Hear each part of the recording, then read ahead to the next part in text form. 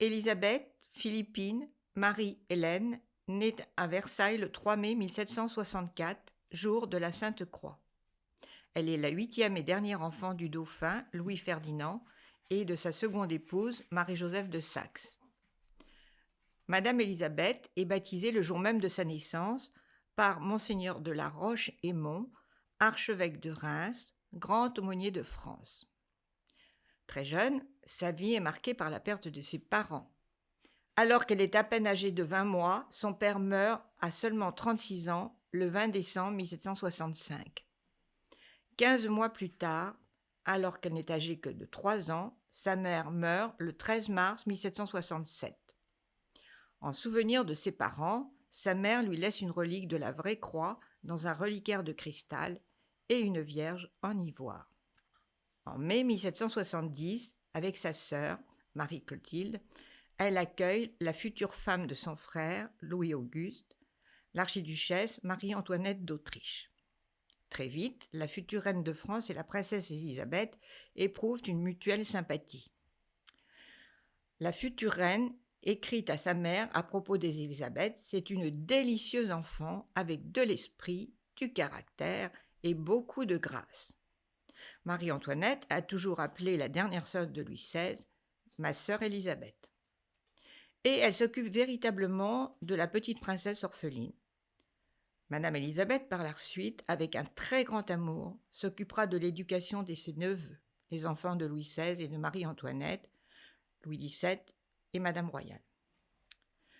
Le 11 août 1775, Madame Élisabeth est confirmée par l'évêque Armand de Roquelaure. Elle grandit dans la foi, en même temps que grandit aussi son amour pour Dieu et pour la France. Et elle s'adonne avec ferveur et de plus en plus à la prière et à la contemplation. On pense, comme il est normal pour une princesse, à la marier, comme on a marié sa sœur, Madame Clotilde. Mais cet état ne lui correspond pas.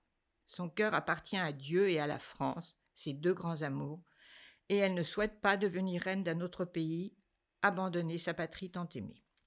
À mesure qu'elle grandit, beaucoup ont pensé qu'Élisabeth aurait pu entrer en religion comme sa tante Louise, en raison de son charisme et de sa dévote piété. Son frère Louis XVI, réticent à cette possibilité, l'a laissée grandir pour qu'elle-même décide du choix de sa vie à sa majorité, qui était à 25 ans. Élisabeth reste ferme dans son amour pour la France et n'est pas intéressée par une entrée au couvent.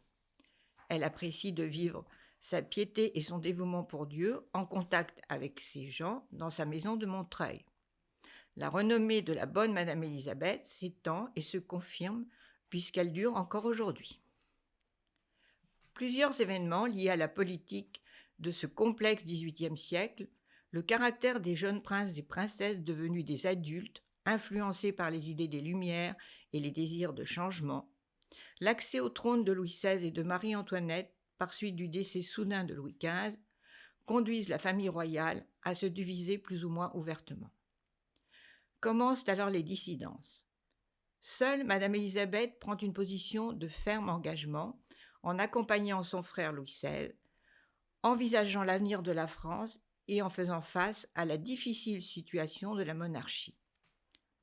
Le roi et sa sœur commencent à comprendre le mécontentement ambiant et le danger qui existe, toujours latent entre la noblesse insatisfaite, traversée par des courants jansénistes, protestants, réactionnaires et les nouvelles idées du despotisme éclairé. Madame Élisabeth ne veut pas quitter la France et prend la ferme décision de rester près de son frère et de sa famille. Pendant les journées des 5 et 6 octobre 1789, elle partage les dangers et les incertitudes avec eux. La foule composée d'hommes et de femmes animés d'une nuée viscérale contre la monarchie se jette sur le paisible château de Versailles. Sous la pression des insurgés, Madame Élisabeth doit abandonner son cher Versailles et son cher Montreuil et déménager avec la famille royale pour vivre à Paris au palais des Tuileries. À ce moment, elle devient le soutien moral de son frère tant aimé Louis XVI et de la reine tombée en dépression.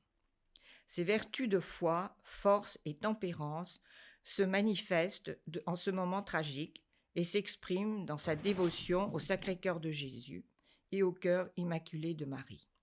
Et elle n'oublie pas la responsabilité de la mission de son frère Louis XVI, qui a été sacré roi de France. Sûrement, de nombreux souvenirs sont présents en ces instants. Le roi Clovis et la Sainte Ampoule, le pieux Saint-Louis, la décision de Louis XIV de s'installer à Versailles après la révolte de la Fronde, dans l'émergence de ce modernisme, des idées et des attitudes dont Dieu est de plus en plus absent.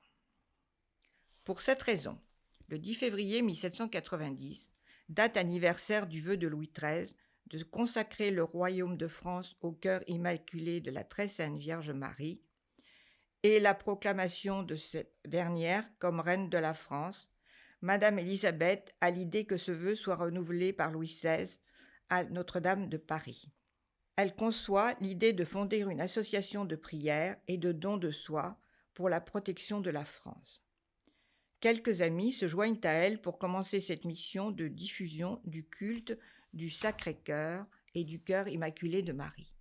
Et elle fait réaliser comme une offrande symbolique un ex-voto de 2 cœurs en or pur sur lequel est gravé l'Église de France, la famille royale.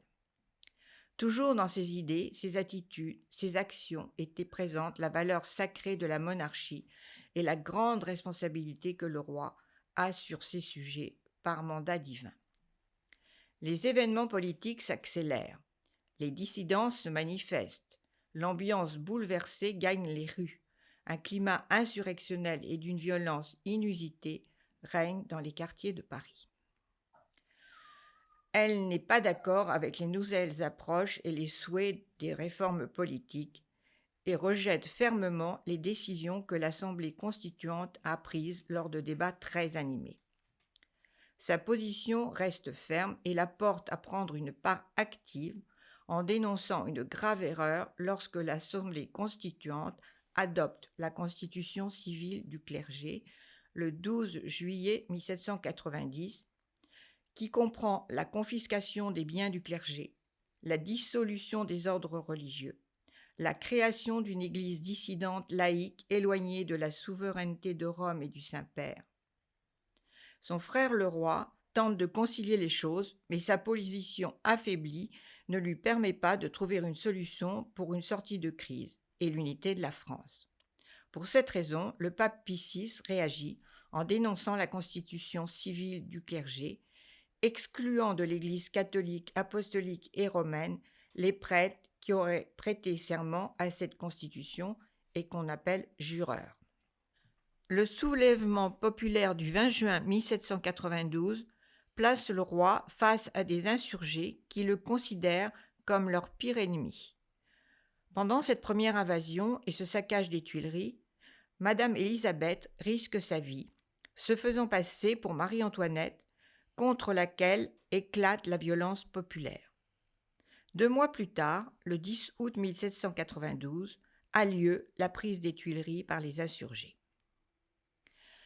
Madame Élisabeth écrit des lettres à son frère le comte d'Artois, lui racontant les terribles nouvelles de ce qui se passe à Paris, et dans ces lettres, elle lui demande d'obtenir l'aide des monarchies étrangères.